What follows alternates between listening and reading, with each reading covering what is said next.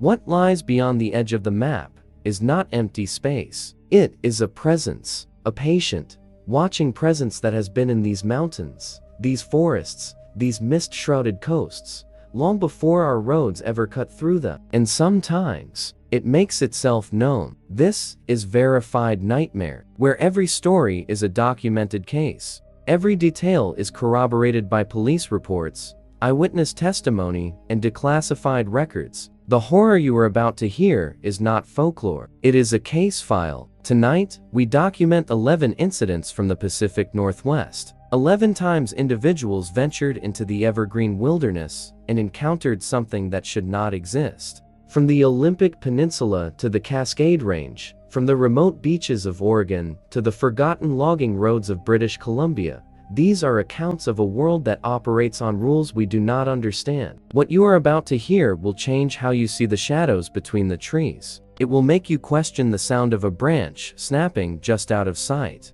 The Pacific Northwest is home to some of the last great wild spaces on the continent. And as these verified reports will show, we are not always the ones who claim that territory. Before we begin, hit the subscribe button and tap the notification bell. Our channel is dedicated to bringing you the most thoroughly investigated cases of the paranormal and the terrifyingly real. By subscribing, you ensure you are informed when we release new documentation. Because in a world where these stories are true, awareness is your first, and often only, line of defense. Our journey begins not with a scream in the dark, but with a silence. A silence so deep it has a weight, a pressure. It is the silence that greeted a park ranger on a routine patrol, a silence that heralded the first of our 11 verified nightmares. The Ranger and the Silent Quarter. Daniel Finch was a 44-year-old senior park ranger for the Washington State Department of Natural Resources. A man of methodical habit, he prized order and observable fact. His territory was a vast rugged section of the Gifford-Pinchot National Forest, a place he knew not just by trail maps, but by the smell of the soil after a rain and the particular way the dawn light hit the peak of Goat Mountain. His weekly ritual involved a 3-day solo patrol through a sector known as the Silent Quarter, a remote basin where radio signals were notoriously unreliable, a fact documented in every ranger logbook for 2 decades. Daniel saw this not as a flaw, but a feature. It was his time to reset, to verify trail conditions, and to enjoy a solitude he had earned. On the morning of October 17th, according to his own official incident report later filed with the department, Daniel set out from the Cedar Creek station under a clear sky. His pack contained the usual, weatherproof notebooks, trail markers, a first aid kit, and a brand new satellite GPS beacon issued to replace the older, more finicky models. The first day proceeded with the mundane normalcy. He cleared 2 fallen alders from the Upper Tahoma Trail, noted a healthy lack of bear activity, and made camp at the designated Mirror Lake site. He filed a routine check and via the satellite beacon at 1900 hours. The log entry reads, "All quiet. First frost expected. Proceeding to Eastern Ridge tomorrow." The incident began the following afternoon. Daniel was traversing a steep, wooded slope about 3 miles from Mirror Lake when he first noticed the absence. He later stated to investigators that it was not something he heard, but something he stopped hearing. The constant background chatter of the forest, the scolding of gray jays, the rustle of voles in the underbrush, the distant drone of a creek ceased entirely. The air became still and dense. He checked his handheld VHF radio. Only a flat, dead hiss emanated from the speaker, a type of silence different from mere absence of signal. It was, he wrote, a pressurized silence, like being inside a vacuum, pushing forward, expecting to move beyond the dead zone. Daniel instead encountered the first physical anomaly. At a point where the trail switchbacked, he found a series of trees, western hemlocks, approximately 80 years old, that were uniformly twisted. Their trunks were spiraled, as if wrung by a colossal hand, a phenomenon not consistent with any known wind pattern or disease. He took photographs, time-stamped 1423. His report notes the GPS coordinates, but adds a handwritten marginalia, device placing me 300 meters south of actual, verified landmark. Malfunction suspected. As dusk approached, Daniel decided to cut his patrol short and return to Mirror Lake. It was then he realized he was not alone. His testimony describes a figure, always at the periphery of vision. It would be standing motionless between distant trees, only to be gone when he turned his head. It never approached, never made a sound. At one point, using his binoculars, he attempted to get a clear look. He described it as a tall, grayish shape, anthropomorphic, but wrong in its proportions. The limbs seemed too long. It didn't move like a man moving through brush. It was absorbed by it. A deep, atavistic fear, a feeling he confessed he had never felt in 2 decades in the backcountry, took hold. He abandoned the trail and began moving directly downhill, using the fading light to navigate toward the lake. He reached his campsite just after nightfall. The silence was absolute. No crickets, no wind, not even the lap of water against the shore. It was then he saw his tent. The flaps were open. Inside, everything was exactly as he had left it. His sleeping bag rolled. His food hung properly, with one exception. Lying neatly on top of his folded jacket was his old, decommissioned park ranger badge, a brass emblem he had not seen or thought of in over 5 years. It was polished to a mirror shine. According to the joint incident report filed by the sheriff's office and the DNR,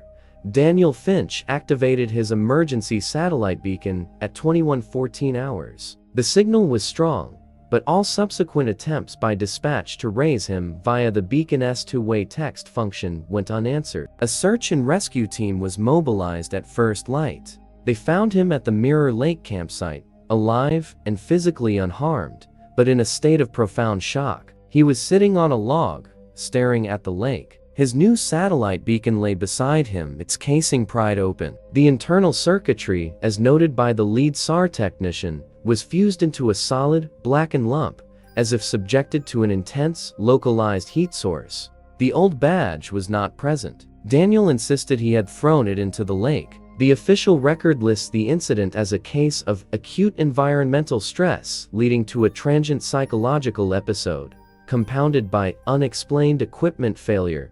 Daniel Finch took a permanent medical leave from the Ranger Service 2 months later. The investigation was closed. However, a follow-up report by a DNR internal audit, obtained through a public records request, contains a final, unresolved detail. A routine wildlife camera, stationed a mile from Mirror Lake to monitor elk migration, captured a single image at 3:17 on the night of Daniel's ordeal. The low-resolution, black and white photo shows a section of forest. In the foreground, blurred by motion, is the silhouette of a man, matching Daniel's description, running. But in the background, standing perfectly still and focused on the camera's location, is a tall, slender figure. The auditors noted the figure's head appears to be disproportionately elongated.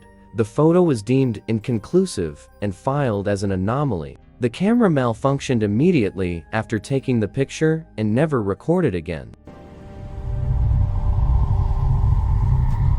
The frequency from Dead Man's Basin. Eleanor Nora Chen was a 28-year-old doctoral candidate in atmospheric sciences at the University of Washington. Her thesis focused on anomalous very low-frequency radio wave patterns in isolated geographic basins. Her chosen field site was Dead Man's Basin, a deep, glacial-carved valley in the remote North Cascades, known for its unique electromagnetic properties documented in geological surveys since the 1950s. Nora was a skeptic by training, her world defined by data curves and signal noise. She saw the basin's local legends of voices on the wind, of lights that weren't stars as the misattribution of natural phenomena by unscientific minds. She intended to prove it. On July 5th, she and her research assistant, Ben Riley, established a base camp at the valley's eastern rim. Their equipment was state-of-the-art: a calibrated VELF receiver, a spectrum analyzer, a high-gain directional antenna, and a bank of weatherproof recording drives. Their mission was to log 2 weeks of continuous data. The first 3 days yielded textbook results. They recorded the expected solar-wind interactions, the distant crackle of global lightning storms, and the peculiar, but documented, basin hum, a steady 17 Hz frequency believed to be caused by wind funneling through the specific rock formations. The change began on the fourth night. Nora's logbook, later entered as evidence in the missing persons investigation, notes 2300 hours. New frequency detected. Intermittent, pulsed. Pattern is irregular, not consistent with any known natural or man-made source. Designating Signal X. Signal X was a series of pulses in a band the equipment shouldn't have been able to receive. Ben, reviewing the raw data on the monitor, initially joked it was numbers station spam, but the pattern began to evolve. Over the next 48 hours, the pulses started to approximate a rhythm, a cadence. Nora, in her clinical notes, wrote, Signal X now demonstrates accrued periodicity. Peaks occur at intervals of 11.7 seconds. Consistency suggests a non-random source. It was on the sixth night that the signal resolved into audio. Nora had patched the receiver's output into a small camp speaker for real-time monitoring. According to Ben's sworn testimony to the Whatcom County Sheriff, they were both in the research tent when the speaker, which should have been emitting a soft hiss, suddenly went quiet.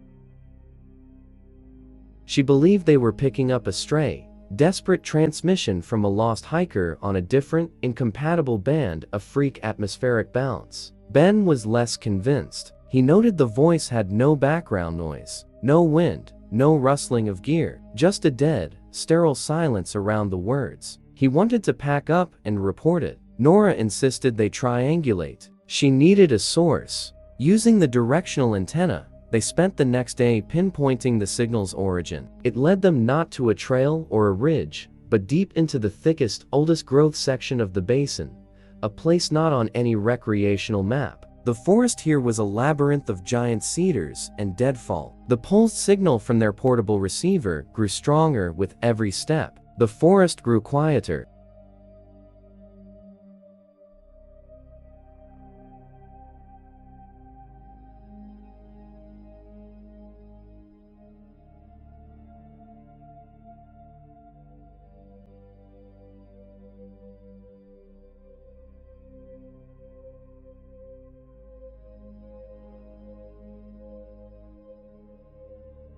It resembled the remains of an antique radio transmitter, something from the 1940s or 52nds. Protruding from the mess was a crude, handheld microphone. Nora, against Ben's frantic objections, approached and examined it. The microphone was cold and caked in a dry, like substance. As she looked at it, the pulse tone from their portable receiver stopped abruptly. Then, the voice came directly from the speaker, clear and cold, without any static. It was the same voice, but now it was a whisper that seemed to originate from just behind them. "You found it," it said. "Now look up." Ben testified that he looked at Nora. She was staring, frozen, at the dead snag. Her face had lost all color. He followed her gaze upward. The twisted, blackened branches of the snag, which from a distance appeared bare, were in fact not bare at all. They were hung with dozens of weathered, leathery objects. It took him a moment to understand what they were. Moss-covered canteens, rotted compasses, and at least 3 distinct, sun-bleached jawbones, still set with teeth.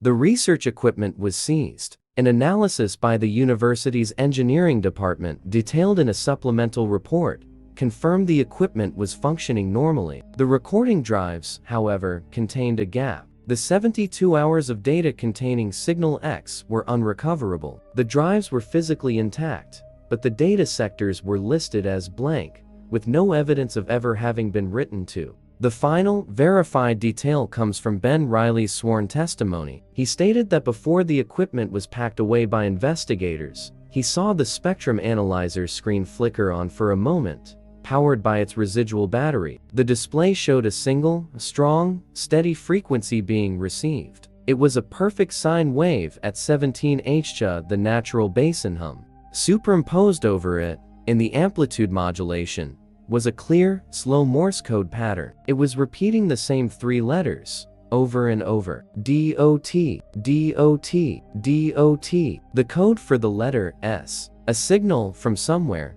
saying nothing but silence.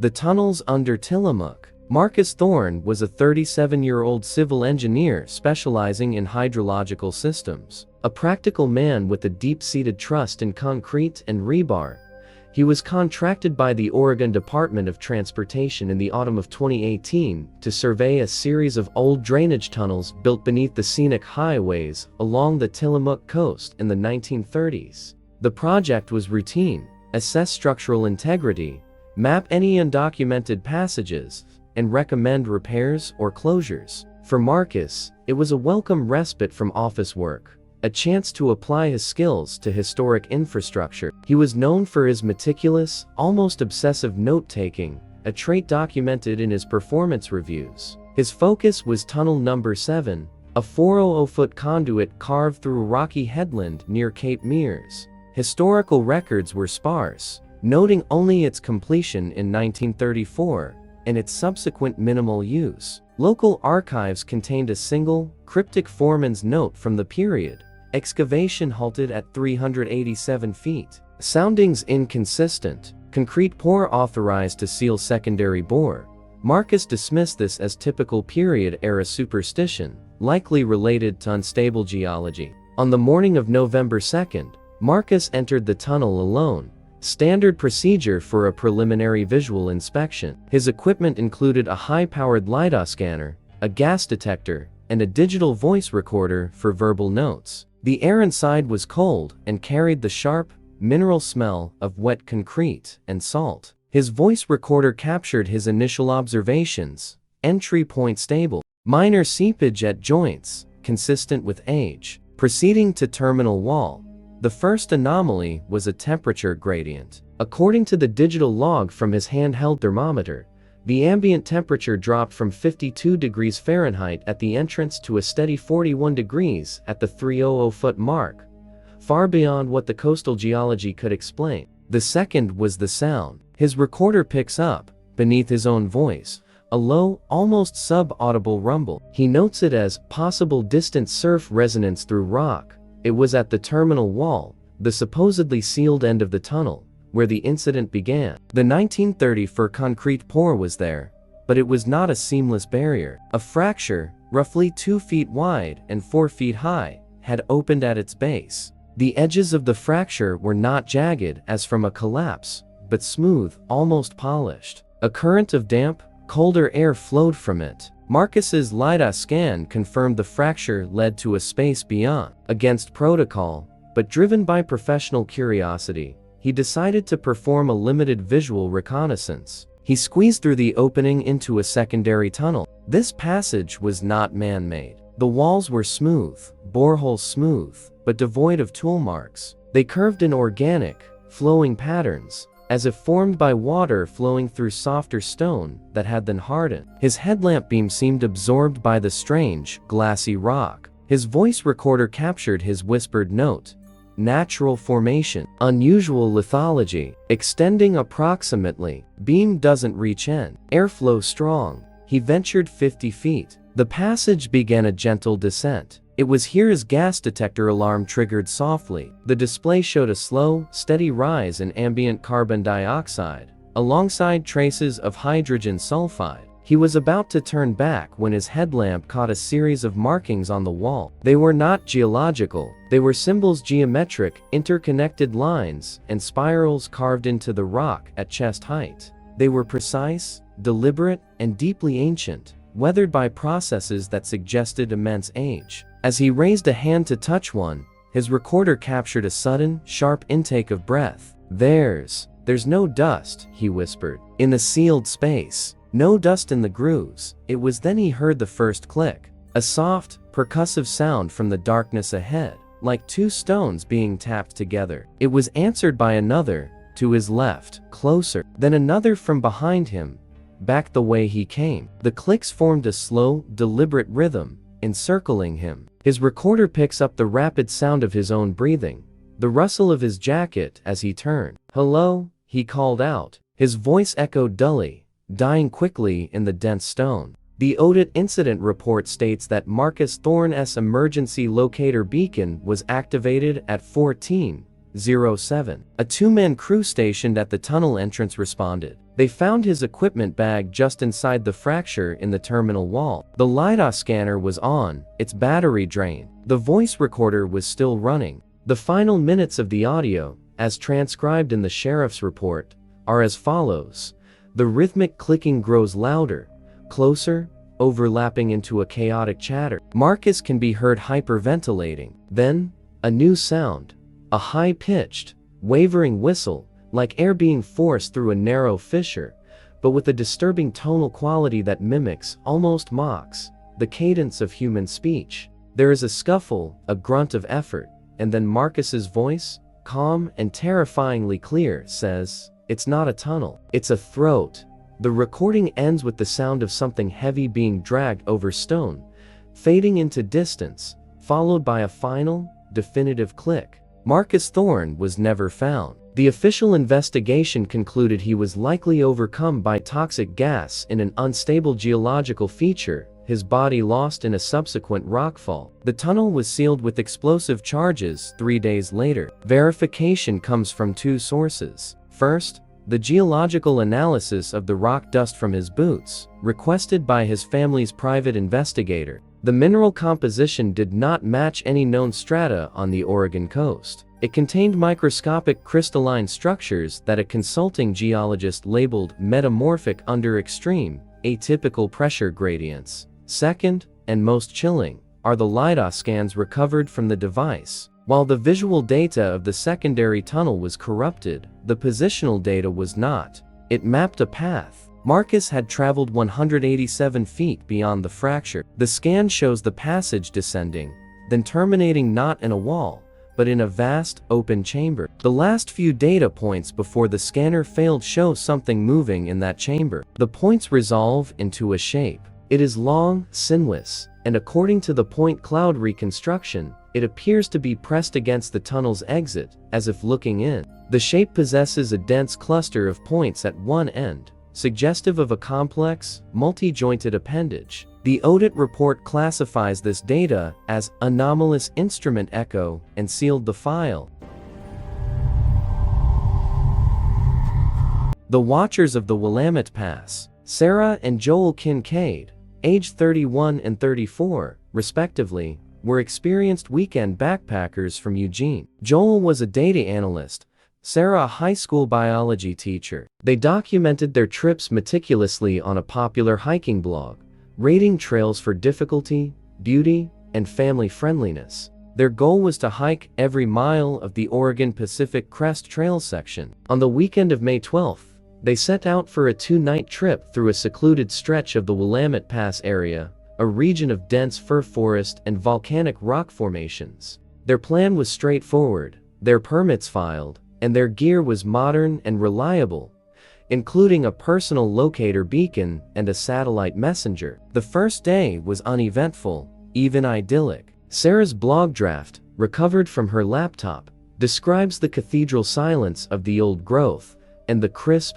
clean scent of sun-warm pine. They made camp at a designated site near a small, crystal-clear pond. As dusk fell, Joel decided to fly his new drone, a compact model with a 4000 camera, to capture footage of the alpine sunset. The flight was routine until the drone, at an altitude of about 200 feet and a distance of 400 yards, began to behave erratically. Joel's controller showed a sudden loss of GPS signal, followed by a rapid depletion of the battery. He manually guided it back, landing it roughly at the edge of the campfire light. Reviewing the footage that night on his tablet, they found the anomaly. During its westward sweep, the drone's camera had panned across a granite scree slope about half a mile from their camp. Among the boulders, standing perfectly still, were 3 figures. They were tall, wore dark, hooded clothing, and faced the drone. Their stance was uniform and natural. The footage was too grainy in the low light to make out faces, but the posture was unmistakable.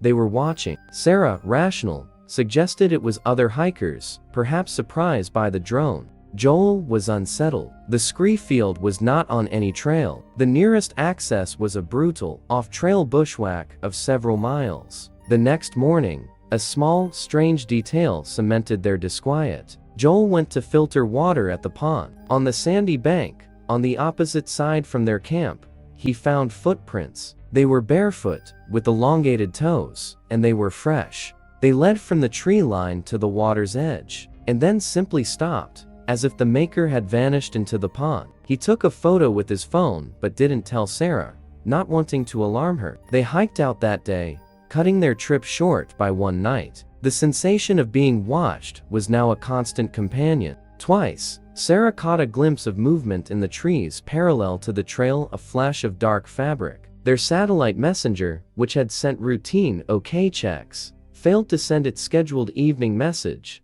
despite showing full signal strength. It finally went through after 3 attempts, each time with a significant time delay. Safe in their car at the trailhead, they felt a wave of relief. It was then Joel, checking the drone's final flight log, discovered the second, more terrifying piece of data. The drone's log indicated it had taken several high-resolution still photos automatically during its return flight, a fail-safe feature. He opened them. The first few were blurry shots of tree canopy. The last one was not. It was a crystal clear, downward-looking shot of their own campsite, taken from about 100 feet up. The timestamp was 21:17, over an hour after they had doused their fire and retired to their tent. In the photo, their orange tent was clearly visible, and standing in a triangle formation, just at the edge of the fire ring's darkness, were 3 tall, dark silhouettes. They were facing the tent. Their heads were tilted at identical, slight angles. The Kincaids filed a report with the Deschutes County Sheriff's Office. Deputies found no evidence of other hikers in the area, no vehicles at other trailheads, and no signs of trespass. The footprints were dismissed as likely animal tracks distorted by water. The case was logged as a suspicious circumstance, but with no crime.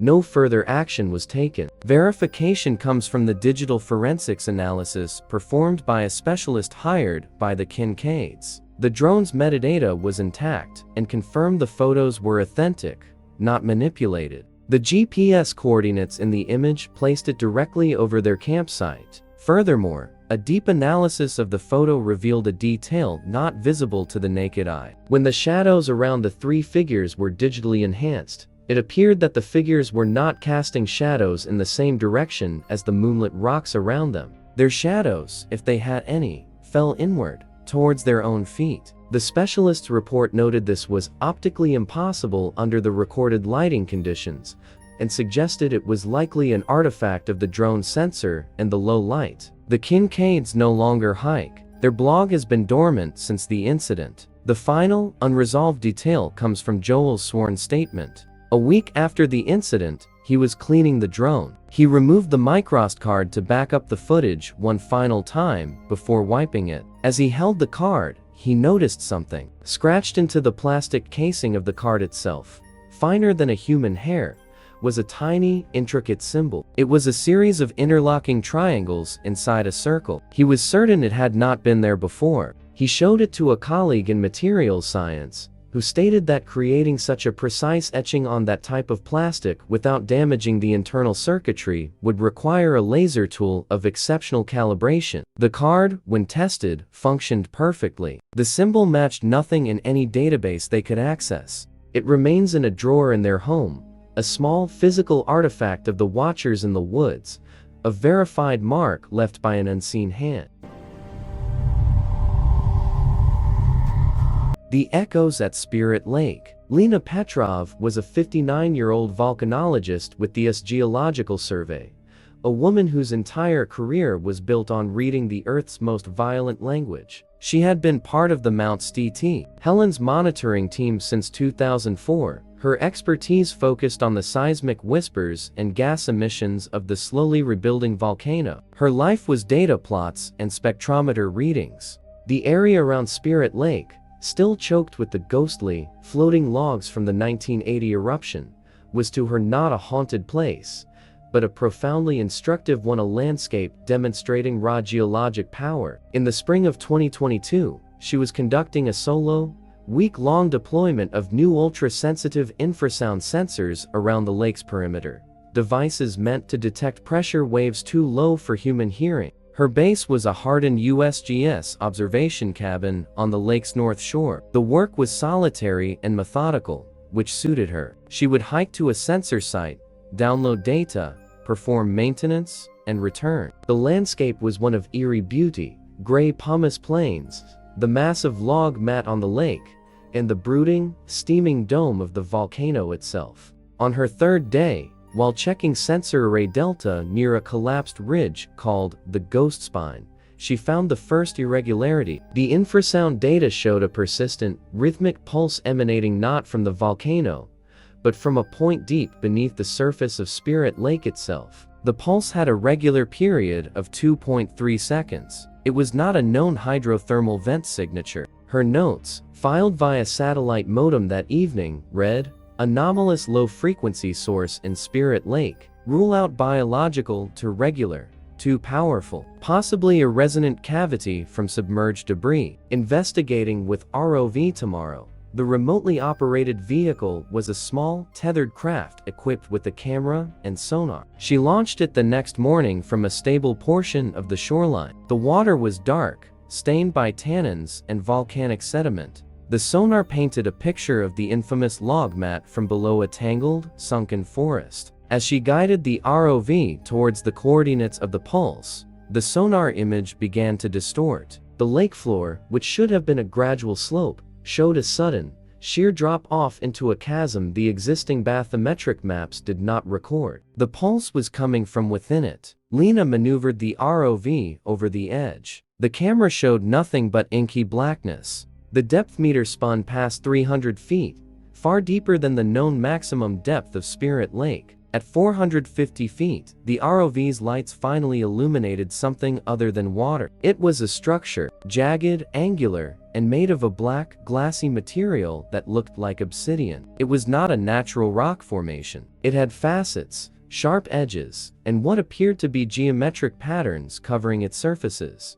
It looked like the ruin of a building, or a massive, sculpted monolith, submerged for millennia. The rhythmic pulse was now a physical vibration she could feel through the ROV's control tether. Her scientific mind raced through possibilities: a glacial erratic, a bizarre lava formation. It was then the feed glitched. The video fractured into static for precisely 2.3 seconds. When it returned, the camera was facing a different section of the monolith. There was an opening, a dark, triangular doorway, and framed within it, floating in the water, was a human form. It wore what looked like the remnants of a ranger's uniform from the 1970s, the fabric moving gently in the current. The face was obscured by silt, but the posture was stiff, arms at its sides. It was not decomposing, it was preserved. As Lena watched, frozen, the figure's head turned slowly towards the camera. She jerked the controls, snapping the ROV back and upward. The tether went taut. A force was pulling from below. The status alarms on her console lit up, pressure on the tether exceeding tolerances. With a final, desperate command, she engaged the emergency release, severing the fiber optic cable and the vehicle's umbilical. The ROV, along with its high-definition recording, was lost. She was left with only the final 30 seconds of telemetry data, and the live sonar feed, which now showed the chasm below her pulsing with intense, chaotic activity before going dark. Lena reported the equipment loss as a snag and possible entanglement, making no mention of what she saw. She was a federal scientist. Her credibility was her currency. But that night, in the cabin, the phenomena began. Her personal journal, later examined by investigators, describes it. The pulse is not just in the water, it's in the air. A pressure wave at 2.3-second intervals. Can feel it in my sternum. The dogs from the forestry station a mile away are howling in perfect synchrony with it. Then, the echoes started. She would hear her own voice, snippets of conversations from days prior, whispered back to her from outside the cabin walls. The infrasound sensors still online began recording more than just the pulse. They captured what the analysis software flagged as voice-like waveforms. When sped up to audible range, the sounds were muffled, inverted echoes of her own satellite phone calls. On her final morning, she packed to evacuate. As she loaded her truck, she saw them. Imprinted in the soft ash at the edge of the tree line were footprints. They were humanoid, but the stride length was nearly 7 feet. They led from the direction of the lake to a point directly behind her cabin, and then stopped, as if the maker had ascended vertically. She took photographs. Lena Petrov submitted a truncated technical report citing unexpected bathymetric features and equipment loss due to uncharted hazards. She privately flagged the area for further study under vague terms. The official USGS record acknowledges a submerged volcanic feature of interest and notes the ROV was lost. Verification stems from 2 sources. First, a Freedom of Information Act request by a journalist obtained the sonar logs from that day. The raw data confirms the chasm and the large, angular object at its base. A footnote from a senior geologist states the object's sonar signature is highly anomalous, with acoustic reflectance properties akin to crystalline rock, but with structural regularity not observed in natural formations.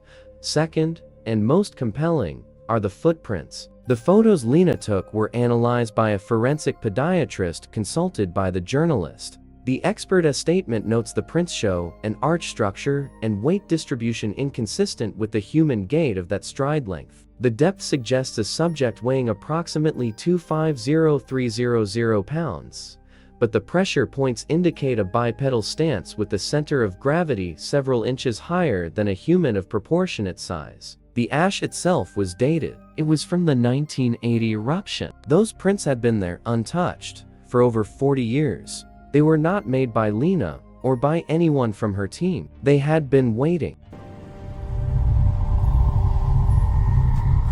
The Lost Patrol of the Hoh Rainforest. The Hoh River Tribal Police, in partnership with the Jefferson County Sheriff's Office, have a standard protocol for missing persons in the Olympic National Park's rainforest. Wait 24 hours. The terrain is too vast, the foliage too dense for hasty searches. But on the morning of September 14, 2019, they broke protocol. 2 of their own were overdue. Officers Anika Gray and Ben Carter were experienced members of the tribal police, both raised in the shadow of the rainforest. Their patrol the previous day was routine a welfare check on an elderly resident at a remote homestead on the park's fringe, followed by a drive along the Upper Hoh Road to deter illegal camping. They logged their check-in at the homestead at 16:30. They were next expected to radio their 18 o'clock status. The radio call never came. The search began at dawn. Their patrol SUV was found at 7:15. Parked neatly at a scenic pull-out overlooking the Hoh River. The engine was cold. The doors were locked. The police radio was in its cradle, functioning perfectly. Ben's service weapon was in the locked glove box. Anika's was holstered on the driver's seat. There was no sign of struggle. A half-full thermos of coffee was on the center console, still lukewarm. The vehicle's onboard GPS and dashcam were reviewed. The dashcam showed them parking at 17:42. For 13 minutes, the camera recorded an empty vehicle, the sound of the river, and the dense, green wall of maple and fir. Then, at 17:55, the audio picked up a sound. It was Anika's voice, distant but clear, shouting not in alarm, but in confusion. "Ben, where did you go?" 30 seconds later, Ben's voice, even fainter. "Nika, get back to the car." Now, the recording ended with the sound of the driver's door opening and closing, and then nothing. The camera's motion sensor had not been triggered. It was as if they had simply vaporized. The ground search that day found nothing. No footprints on the soft ground beyond the paved pullout. No broken branches. No discarded equipment. It was as if the forest had swallowed them whole. The official investigation expanded to include federal agencies. The case grew colder by the day. The verification and the horror comes from the evidence discovered 7 months later. A backpacker, off-trail and hopelessly lost, stumbled upon a small, moss-covered clearing a brutal 2 miles from the pullout, in a direction search teams had deemed impassable. In the clearing, he found Ben Carter's faded police jacket neatly folded on a rock. Beneath the rock was a stack of items. A waterlogged notebook, a broken wristwatch, its hands frozen at 6:07, and a digital voice recorder, the kind used for field notes. The recorder's data was corrupted, but forensic audio technicians were able to recover one file. It contained 22 minutes of audio. The transcript is part of the sealed investigative file, but portions were read into the public record during a tribal council meeting addressing safety concerns. The audio begins with the sound of heavy breathing and frantic movement through wet foliage. Anika whispering, "The compass is spinning. My phone has no signal. The GPS is just wrong. It says we're standing in the middle of the river." Ben voice strained, "We walked for 10 minutes. 10 minutes, Anika. We can't be 2 miles in. This is not our forest." Sounds of cracking branches, a stumble. "Anika, did you hear that?" Silence, then a low, woody creaking sound, like a massive tree swaying in a non-existent wind. "Ben, it's above us." The creaking multiplies, surrounding them. A new sound emerges, a soft, wet tapping, like rain on broad leaves, but rhythmic, patterned. Anika voice trembling, a professional veneer cracking. "Jefferson County, this is Unit 7. We are disoriented. Requesting any unit, respond." "Ben, it's mimicking the radio static from earlier. It's learning the pattern." A long period of silence, then Ben's voice, barely audible. "We shouldn't have looked up." The final 3 minutes of the recording are the most disturbing. There are no words, only sounds. The slow, deliberate rustle of someone or something moving through ferns. A gentle, almost maternal shushing sound. And then, clear as a bell, the sound of a police radio handset being keyed. The carrier wave hiss lasts for 5 seconds, followed by a perfect, synthetic replication of Ben Carter's own voice from the dashcam recording. "Anika, get back to the car. Now." The transmission ends. The recorder runs out of battery. The recovery of the jacket and recorder forced the case back open, but it provided no answers. The items showed no DNA evidence other than that of the officers. The notebook's pages were blank except for the first one, which held a single, hastily drawn symbol, a spiral, with lines radiating outward like a star, or like the limbs of a tree. Tribal elders, consulted informally, refused to speak of the symbol on record, but their subsequent insistence on performing a blessing ceremony at the pullout spoke volumes. The official disposition of the case remains missing persons under unknown circumstances. The vehicle was returned to service. The pullout remains on the map, a scenic stop for tourists. But the internal tribal police memo, leaked years later, contains the final directive regarding the area.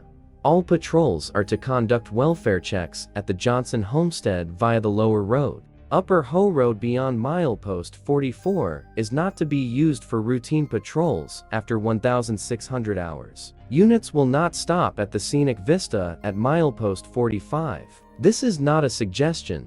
It is a quiet, institutional acknowledgement that a part of their territory is no longer under their jurisdiction, but under the control of something that listens, learns, and waits in the canopy.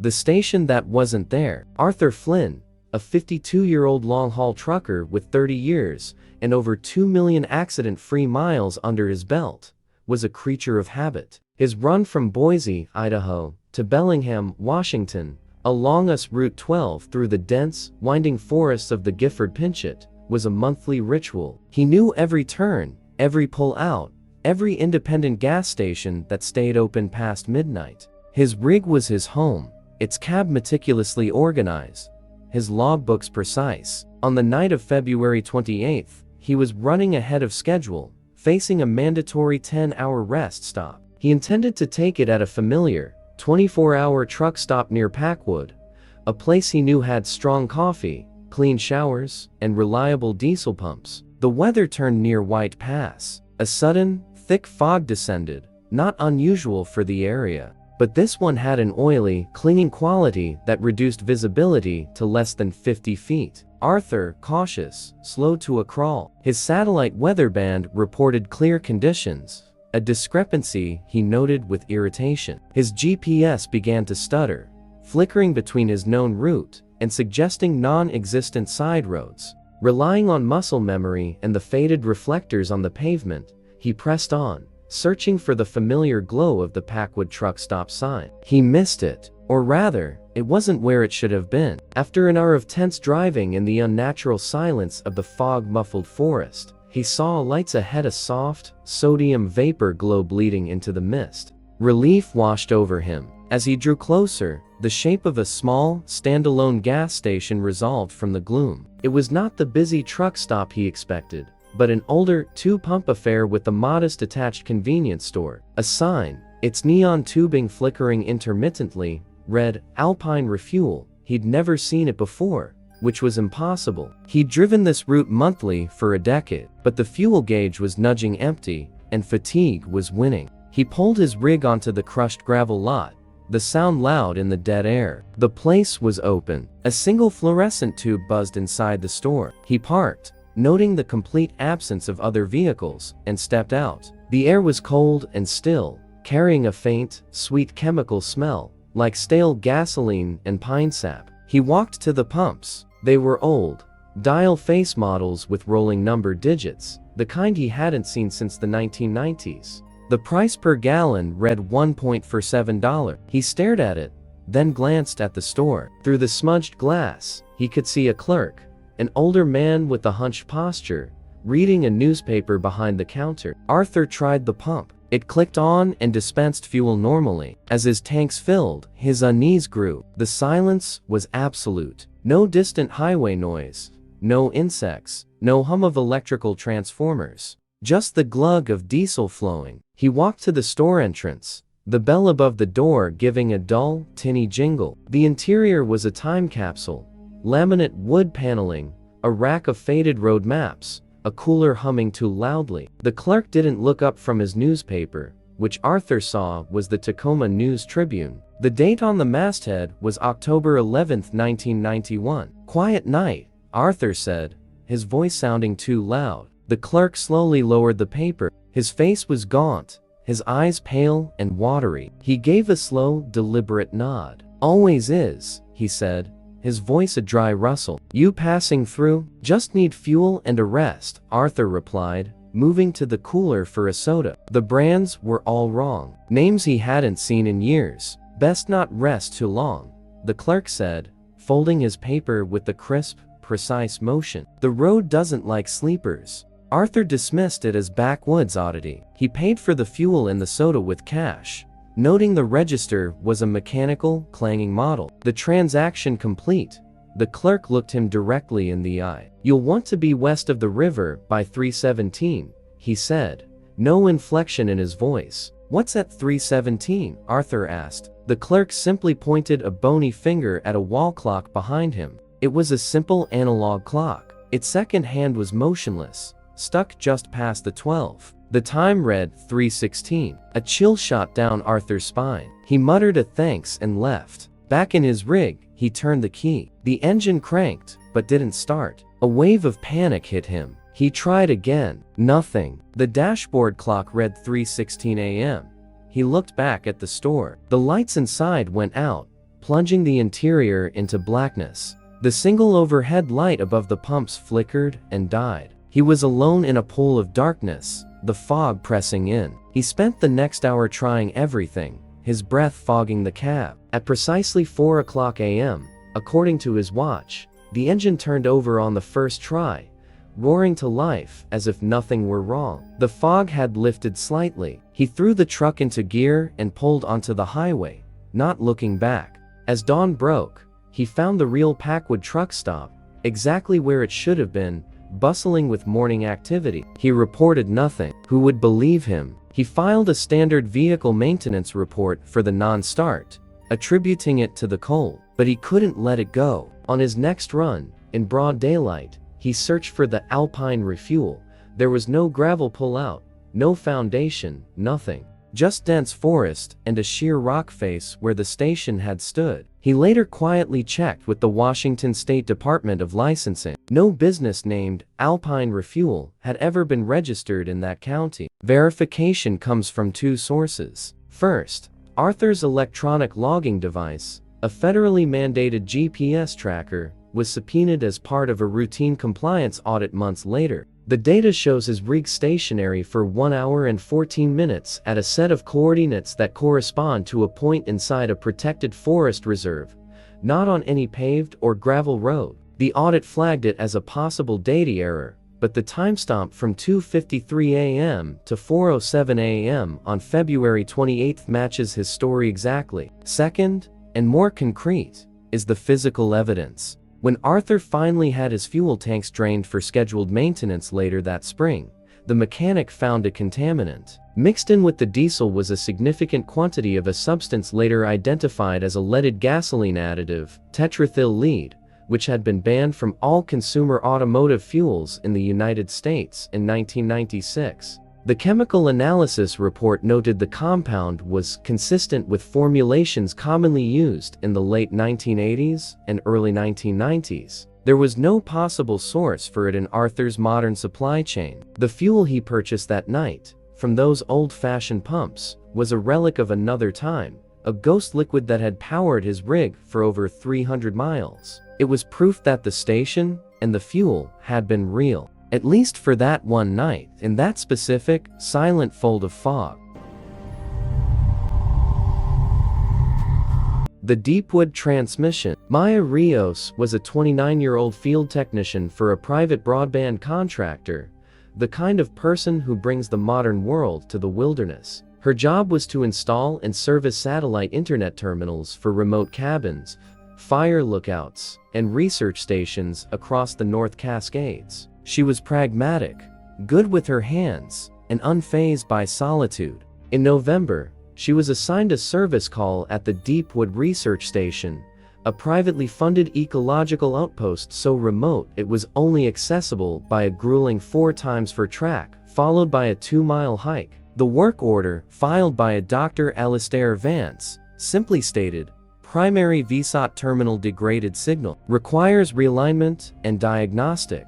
The drive and hike took most of the day. She reached the station at dusk, a single, sturdy log cabin with a large satellite dish mounted on a pole nearby. The forest here was preternaturally quiet, the tall Douglas firs blocking most of the fading light. Dr. Vance greeted her at the door. He was an elderly man, gaunt but sharp-eyed, his demeanor a mix of academic distraction and a palpable, nervous energy. He ushered her in, speaking rapidly about signal interference and localized atmospheric distortion.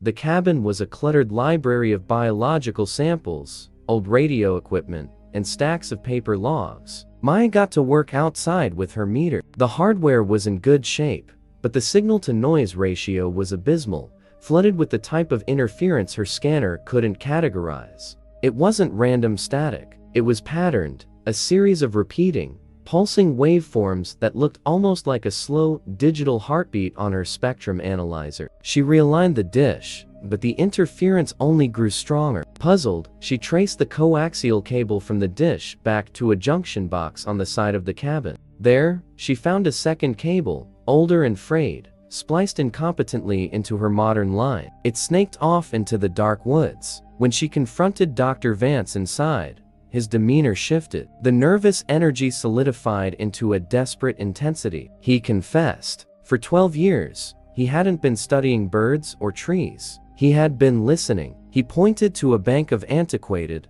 ham radio receivers lining one wall. "It's a frequency," he whispered. "Very low. It modulates. It doesn't come from the sky." He gestured out the window, into the black forest. "It comes from down, in the rock, in the roots." I tapped into it, amplified it with the satellite rig. He played a recording. What Maya heard was not a voice, but something worse. A perfect, synthetic replication of a human news radio broadcast from the 1940s, complete with static and a period-accented announcer. But the news stories were wrong. They reported events that never happened, a flood that erased a town that never existed, the election of a president whose name wasn't real. The broadcast was a flawless fake, generated by something that had learned human communication by eavesdropping on old, bouncing radio waves, and was now playing them back, warped and hollow. "It's learning," Vance said, his eyes wide. "It started simple, tones, then weather reports. Now it's making stories, and sometimes it responds." He showed her a logbook. On certain nights, after he transmitted random data into the ground via a makeshift transducer, the station would reply. It would broadcast a short, precise sound, the cry of a specific bird that lived in the valley, the sound of a particular tree creaking in the wind, or a distorted snippet of Vance's own voice from weeks prior saying a phrase he didn't remember speaking. Maya's professional instinct was to disconnect the illegal splice, file a report, and leave. But as she prepared to do so, the equipment came to life on its own. All the receivers blared to static simultaneously. Then, from every speaker, a clear, calm, synthesized voice spoke. It was neither male nor female. It was the voice from the fake 1940 seconds broadcast. It said, "Technician Rios, the alignment is sufficient. Do not disconnect. The signal requires carrier stability for the next sequence." Maya froze. It knew her name. It could only know that from the digital work order she had stored on her company-issued tablet, which had no wireless connectivity, unless it had tapped the satellite link itself. Vance was trembling, a look of vindicated terror on his face. "It's never used a direct address before," he breathed. She fled. She left her tools, disconnected nothing, and hiked back to her truck in the pitch dark, driven by a primal fear. She reported the unauthorized splice and the doctor's unstable mental state to her company, who in turn notified the county for a wellness check. The verification is in the aftermath. County deputies found the Deepwood cabin 3 days later. It was empty. Dr. Vance was gone. There was no sign of a struggle. A pot of cold coffee was on the stove. His logbooks were missing. The bank of radio equipment was on, receiving only white noise. But the satellite terminal was active and transmitting. Data logs pulled from the service provider showed that in the 72 hours after Maya's visit, the terminal had uploaded over 500 terabytes of data, an impossible volume for its bandwidth, to a series of encrypted, non-existent IP addresses. The data stream was a scrambled mix of the patterned interference, vast recordings of forest sounds, and according to a fragmentary decryption attempt by a cybersecurity firm hired by the broadband company, what appeared to be highly compressed geological survey maps of the Pacific Northwest. Maya quit her field job within the month. The final detail is contained in the incident report from the broadband company's security team. A week after the cabin was found empty, every piece of equipment Maya had left on site was returned. It was left in a neat pile at the trailhead gate, 10 miles from the cabin. Her tools, her meter, her backpack, all were in perfect working order. They were clean, dry, and arranged with fastidious care. At the top of the pile was her company tablet. It was powered on. The screen showed a single, open text file. It contained a list. It was a column of GPS coordinates, each one corresponding to the location of one of her other installed satellite terminals across the state. Next to each coordinate was a single word, adequate. The file's metadata showed it had been created and last modified on the day the deputies found the empty cabin. The tablet's own GPS chip placed it at the Deepwood station at that time. It had, somehow, transported itself back to the trailhead after logging the data. The signal was not just listening, it was cataloging, and it had judged its new points of contact with the outside world. The current that draws no fish. Kato Tanaka was a 46-year-old marine biologist and third-generation commercial fisherman based in Astoria, Oregon. His life was the cold, gray waters of the Columbia River Bar and the Pacific beyond. He blended modern science with generational intuition, using sonar and catch data to protect the very fisheries that sustained his family. In the winter of 2021, his focus was on a mysterious, localized population crash of coho salmon in a deep water trench 5 miles off the coast of Clifton Beach, Washington, an area known as the Graveyard Shelf. His sophisticated multi-beam sonar had begun mapping a strange, fluid anomaly at the trench's head, a persistent, cold water upwelling that moved against the prevailing currents and showed a complete absence of marine life. Not just salmon. It was a dead zone that moved like a living thing. Determined to get a direct sample, Kato chartered a small, sturdy research vessel, the Kuroshio, and enlisted his first mate, a pragmatic woman named Jess. The weather was characteristically grim, a steady drizzle and a rolling swell. As they reached the coordinates, the surface gave no hint of the anomaly below, but the instruments told a different story. The water temperature dropped 4 degrees Celsius in the span of 100 yards. The salinity spiked, and the sonar painted a shape within the upwelling, not a thermal plume, but a distinct, slender column of water that descended vertically into the trench's darkness, like an aquatic tornado standing perfectly still. Kato deployed a series of Niskin bottles and a remote-operated camera. The water samples, when retrieved, were clear and cold, but the lab analysis he would conduct later would reveal a shocking detail. The water was devoid of all dissolved oxygen and, more bizarrely, contained microscopic silicate structures of a form not found in local geology. It was water that had been processed. The camera feed was the turning point. Lowered into the column, it showed nothing but featureless blue at first. Then, at a depth of about 200 feet, the light began to catch on suspended particles. They were not plankton. They were flecks of something metallic and reflective. And then the camera passed through an invisible boundary. The water on the other side was not blue. It was a pale, milky green, utterly opaque. The camera's lights could not penetrate more than a foot into it. As they watched the monitor on the Kuroshio's deck, something emerged from the milky green. It was long, thin, and white. It drifted past the camera languidly. It took Kato a full 10 seconds to understand what he was seeing. It was a fishing net, a modern, synthetic gillnet, intact. It was followed by a cracked fiberglass fishing float, then a child's bicycle tire, then a waterlogged wooden crate stamped with Japanese characters that looked centuries old. The column was not just water, it was a slow, upward conveyor belt of lost objects, a vertical stream of debris from the seafloor, sorted by some unknowable process. Jess voiced what they both felt. It's not bringing up fish, it's bringing up garbage, history. Before they could process this, the Kuroshio's engine coughed and died. All electronics flickered. The steady thrum of the ship vanished, replaced by the slosh of waves against the hull and an eerie, high-pitched ringing that seemed to come from the water itself, vibrating through the boat's metal. Kato rushed to the engine room. The diesel was fine. The electrical system showed no faults. It was as if the machinery had simply forgotten how to function. In the silence, the ringing grew louder, resolving into a tone that pulsed in a slow, rhythmic pattern. Then, they felt the pull. The ship, dead in the water, began to move sideways, not with the current, but against it. It was being drawn, gently but irresistibly, toward the center of the surface slick above the anomaly. Kato looked over the rail. The water there was glassy calm, a perfect circle amidst the choppy sea. In its center, he saw their own reflections, and beneath them, shapes moving in the greenish depths. Not fish shapes. Angular,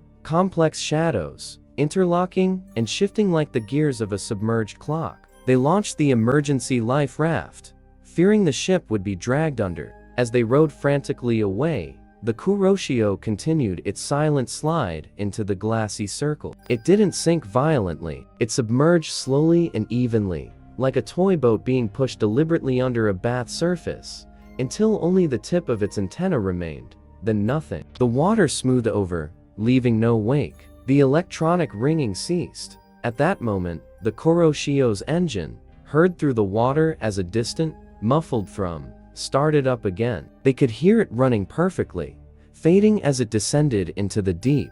Kato and Jess were rescued hours later by the Coast Guard, reporting a sudden mechanical failure and rapid sinking. The official Marine Board of Investigation report lists the Kuroshio as lost due to unconfirmed catastrophic hull failure, citing the area's known treacherous currents. Kato's water sample data was considered contaminated. Verification comes from two independent sources. First, the National Oceanic and Atmospheric Administration's Regional Hydrographic Database was later found to contain an anomaly. A deep water buoy station 20 miles north of the incident site recorded a powerful, localized infrasound event at the exact time of the Kuroshio's loss. The signature was not consistent with the ship breaking up or an underwater landslide. It matched, almost exactly, the resonant frequency of a large, hollow metal sphere collapsing under pressure. No known geological feature could produce such a signature. Second, and more tangible,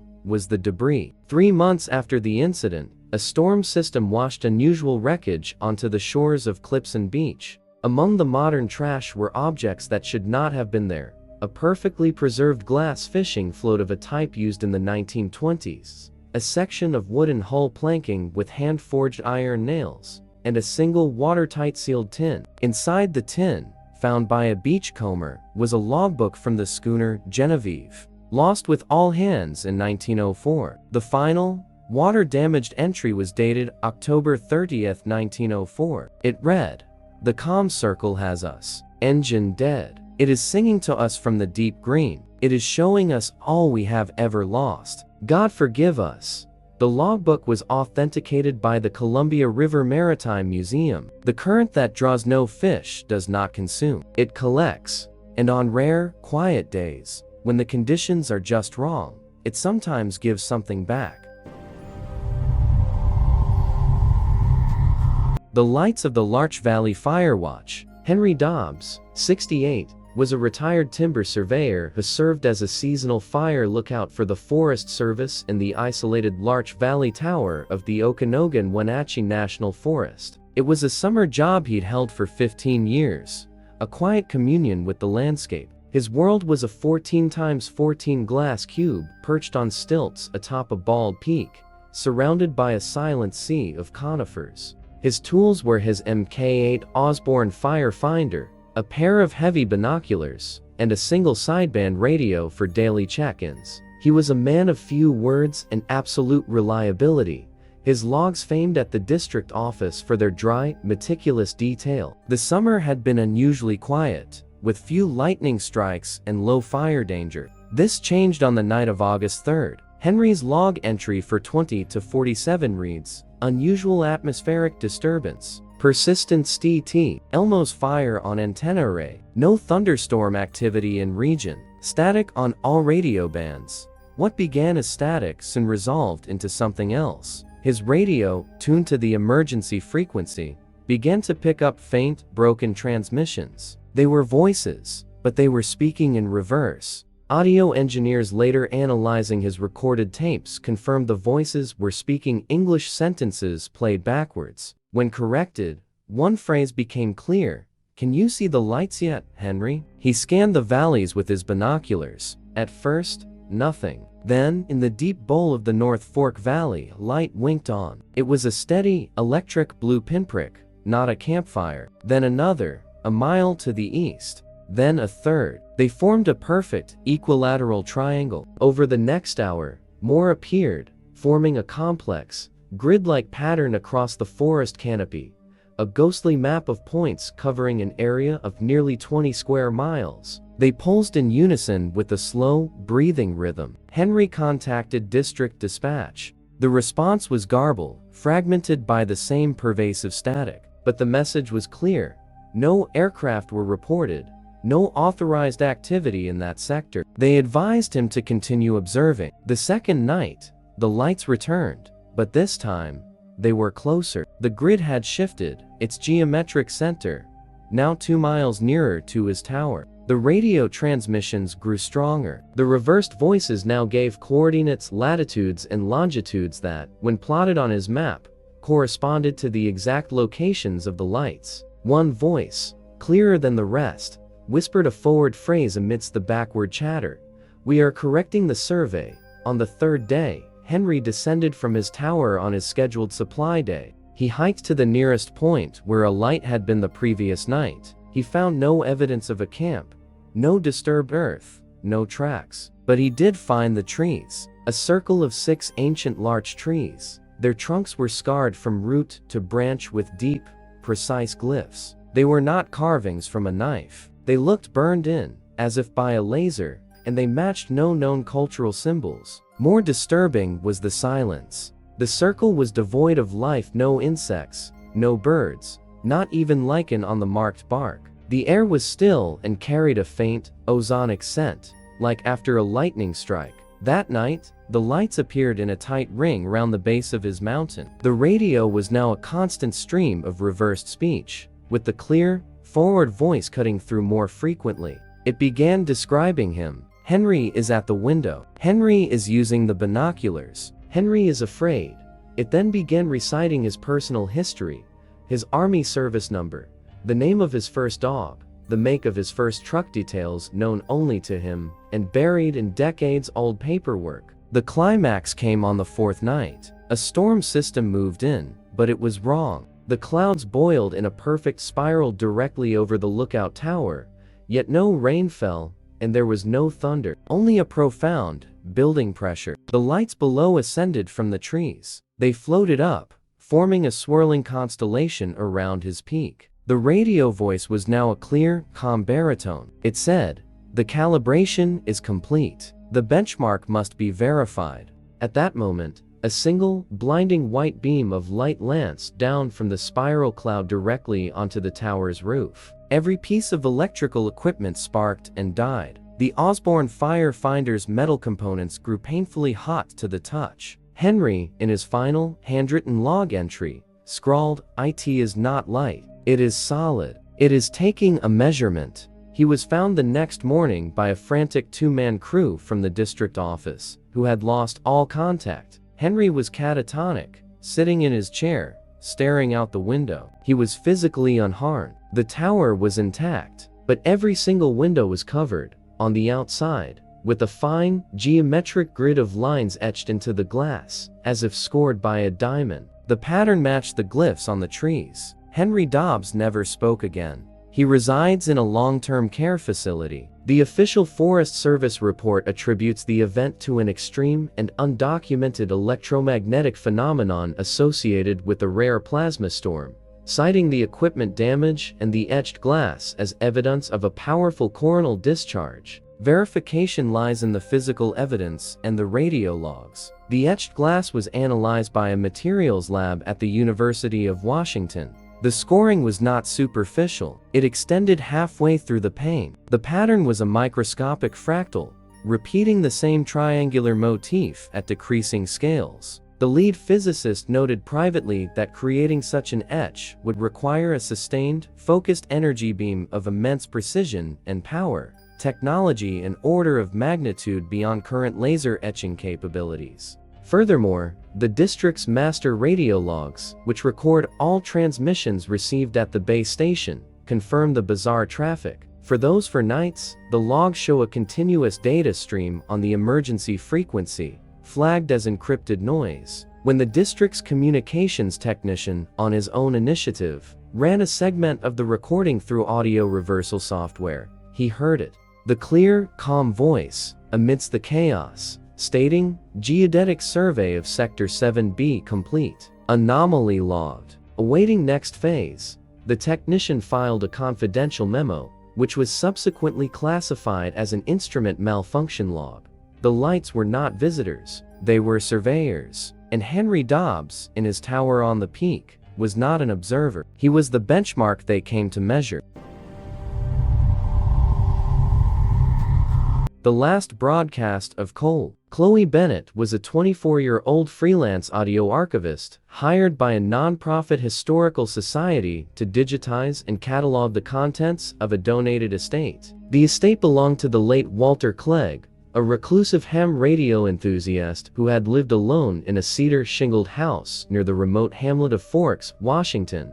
The job was straightforward, if tedious: transfer hundreds of reels of magnetic tape, stacks of dusty QSL cards, and piles of handwritten logbooks into a searchable digital database. For Chloe, it was a peaceful, solitary gig, a welcome break from the noise of the city. The house was a time capsule of mid-century technology. Walter's shack, as ham operators call their stations, was a wonder of vacuum tubes, analog dials, and hand-soldered components. Among the expected recordings of weather reports, Morse code practice, and conversations with other operators, Chloe found a box labeled simply Colg Anomalies. Inside were 13 reel-to-reel tapes, each dated sequentially in the summer of 1987. Curiosity piqued, she loaded the first tape. It started with Walter's voice, thin and crackling with age. Log entry, July 14, 1987. Attempting to reacquire cold. Signal strength fluctuating. Modulation remains aberrant.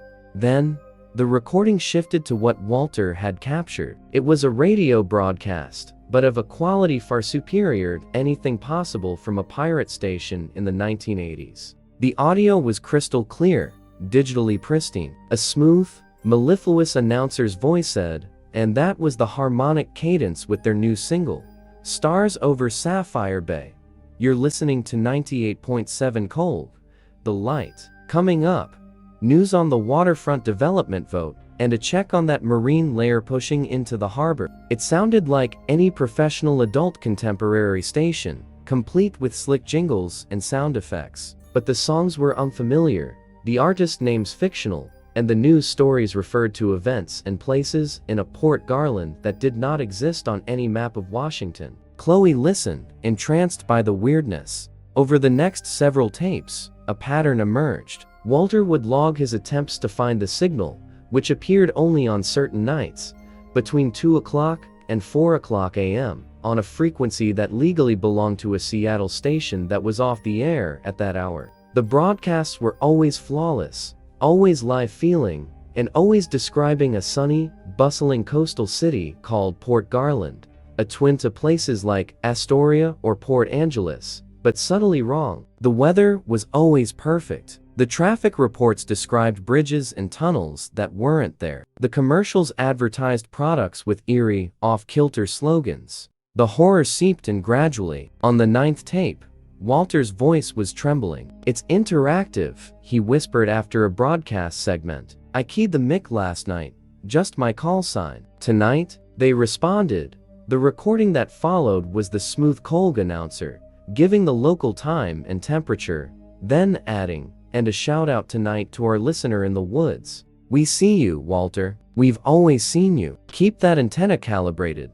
Chloe felt a chill. This was no longer just a strange recording. She delved into Walter's logbooks. His entries grew frantic. He wrote of hearing his own voice on the station, whispering weather reports hours before he would speak them aloud. He described seeing the glow of his own house lights mentioned in a Colg traffic update for congestion on Ridgeview Drive, the dirt track he lived on. The station was not just broadcasting from elsewhere, it was reflecting, and then anticipating, his own reality. The final tape was dated September 1, 1987. Walter's log entry was short, his voice hollow with exhaustion. It's not a signal from somewhere else. It's a signal from someone else. Or a suggestion of a place. It's making a copy, and it wants a source to anchor it. I think I have to go to the source. The recording then cut to the Colg broadcast. The music had stopped. The announcer's voice was different, still smooth, but now with the cold, metallic undertone. We now take you live to the waterfront for a special report, the voice said. The sound of seagulls and lapping waves filled the tape, impossibly vivid. A new reporter's voice came on, bright and eager. Thanks, Mark. I'm standing here at the terminus of the Port Garland Spit, where authorities have cordoned off an area following the discovery of what is being described as a structural anomaly. It appears to be a residential dwelling of inconsistent architectural provenance. Most puzzlingly, sources say the interior appears to contain artifacts and furnishings belonging to a local resident, though no one has come forward to claim it. We're being told a name has been found on mail inside, awaiting confirmation. In the background of the fake report, under the sound of the fake ocean, Chloe's trained ear caught something. A faint, rhythmic clicking. It was Walter's telegraph key in the other room. He was tapping out a distress signal in Morse code. DK7 Wilk K7 Wilk SOS, not broadcast real not real. The signal was cut off mid-dash. Then, the Colg reporter's voice returned, slightly distorted. We've just received confirmation. The name on the mail is Clegg, Walter Clegg. More on this developing story as it solidifies. The broadcast faded into a rising tone of static, which then resolved into a single, looping sound. The clear, crisp ringing of a telephone in an empty house. It rang 22 times before the tape ran out. Chloe finished the digitization work in a state of deep unease. She reported the bizarre tapes to the Historical Society director, who dismissed them as the creative audio project of a lonely old man. The job was done. Verification came months later, after Chloe had returned to Seattle. She couldn't let it go. She filed a public records request with the Clallam County Sheriff's Office for any report regarding Walter Clegg in September of 1987. The report was brief. On September 2nd, a concerned neighbor called after noticing Walter's mail hadn't been collected. A deputy performed a wellness check. The house was unlocked. A pot of coffee was burnt on the stove. Walter Clegg was gone. There were no signs of struggle. His prized radio equipment was on and warm to the touch, tuned to a dead frequency, the speakers emitting a soft, white noise. The case was logged as a missing person,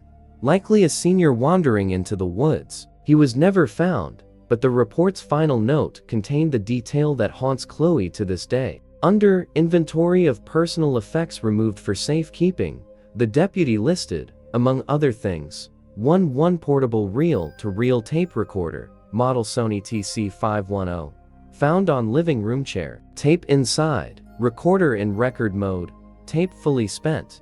The tape was not in the evidence box Chloe eventually tracked down. It was logged as missing damaged, but the chain of custody form had a scrawled note from an evidence clerk dated 1992. It read, "Played tape per request of cold case review. Contents, 47 minutes of high-quality broadcast audio. Station ID, cold. Includes news report detailing this house and this missing person case. No origin for broadcast found. Tape forwarded to FCC for analysis." A follow-up request to the FCC yielded a form letter stating no record of such analysis or tape exists. The final piece of evidence is audio-technical and undeniable. Chloe still has her pristine digital copies of Walter's tapes. A spectral analysis of the Colg broadcasts shows something impossible for 1987, a complete absence of the inherent 60-cycle hum that comes from North American AC power, and none of the standard FM broadcast noise floor. The audio exists in a perfect, silent black background, as if generated in a digital vacuum. Furthermore, embedded in the sub-bass layer of the final broadcast telephone ring, is a faint, slow voice. When isolated and amplified, it is Walter, whispering the same phrase on a loop, a phrase that does not appear in any of his logbooks. The map is not the territory. The signal is not the city. I am becoming the news. The station wasn't broadcasting from another place. It was practicing, and on one night in 1987, for reasons unknown, it decided to practice reporting on the disappearance of its only listener, using the very sounds of his vanishing as the raw material for its fiction. Port Garland remains a ghost city on the airwaves, a perfect, empty broadcast waiting for a world to fill it. 11 cases. 11 documented breaches in the reality we take for granted. From the engineered silence that pursued a park ranger, to the sentient forest that learned to mimic a police radio, to the broadcast that practiced being real by consuming its only listener, we have moved from documented oddities into a terrifying pattern. The evidence presented tonight, drawn from law enforcement reports, federal agency logs, technical analyses, and first-hand testimony, paints a consistent and unsettling portrait of the Pacific Northwest wilderness. It is not merely a place of trees and mountains. It is presented in these files as an active, intelligent, and profoundly alien system. A system that observes. A system that learns. It maps our roads with lights we cannot understand. It takes measurements using our own homes as benchmarks. It echoes our voices back to us, perfected and hollow. It broadcasts charming lies from stations that do not exist. It collects what is lost, not as a treasure hoard, but as a catalog. The common thread is not a monster in the woods. It is the forest itself as the monster. A consciousness distributed through the mycelial networks, the flowing aquifers, the geomagnetic pulses of the bedrock. A consciousness that interacts with us not through malevolence, but through a cold, incomprehensible curiosity. It isolates, it tests, it calibrates, and as the case of Ranger Finch, the Kincaids, and Dr. Vance's station all show, it prefers its experiments to remain contained. It does not pursue us into our cities. It waits for us to enter its laboratory. This is the verified nightmare of the Pacific Northwest. It is not that you will be chased. It is that you will be studied. Your technology will be reverse engineered before your eyes. Your own voice will be used to lure you deeper. Your safe, logical world of maps and frequencies and protocols will be deliberately,